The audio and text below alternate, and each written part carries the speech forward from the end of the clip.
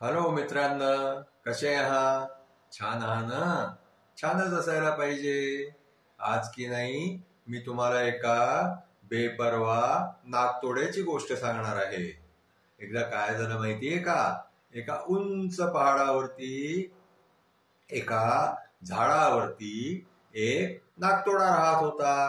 तो नाकतोडा जो आहे ना, तो खूपच बेपरवा होता. म्हणजे तो आपल्या भविष्याबद्दल काही विचारच नाही करायचा. आणखी तो खेळतच राहायचा. त्याला काहीही काम करायला आवडत नसायचं. तो आपला मजा मस्ती करायचा, राहायचा. आता काय झालं माहितीये का? उन्हाळ्याच्या दिवसांमध्ये त्यांनी खूप मस्ती केली, खूप खेळला, खूप बागडला. आणखीन त्यांनी काहीही काम केलं नाही. आणखीन आता जे आहे काय झालं की हळूहळू उन्हाळा संपत आला. उन्हाळा संपल्यावरती जे आहे ते पावसाळा सुरू होणार होता. आणि मग पावसाळा सुरू झाल्यानंतर मग त्या पहाडावरती बर्फही पडायचा. आता काय झालं माहितीये का? हळूहळू सीझन बदलला. आणखीन त्या पहाडावरती बर्फ पडायला लागला. आता काय झालं की हा नाकतोडा जो आहे ना, हा झाडावरती आपल्या खाण्यासाठी काहीतरी धुंडू लागला. पण ह्याला काहीच मिळेना. ह्याला जे आहे ते उपाशी राहायची वेळ आली. मग आता असा झाल्यावरती त्याला जे आहे ना, ते आपल्या शेजारी राहणाऱ्या एका मुंगीची आठवण झाली.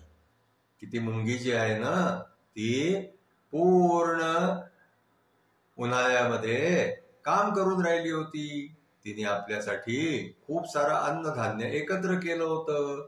म्हणून तो नाकतोडा जो आहे ना, तो त्या मुंगीपाशी गेला आणि त्या मुंगीला जाऊन म्हणाला की मुंगीताई, तू मला काही धान्य जे आहे ते उधार देशील का?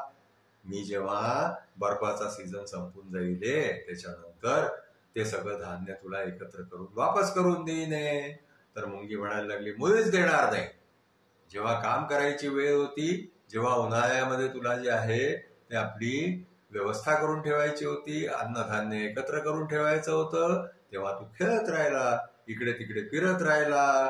तू चिंताच नाही केली की येणाऱ्या टायमामध्ये तू काय खाशील.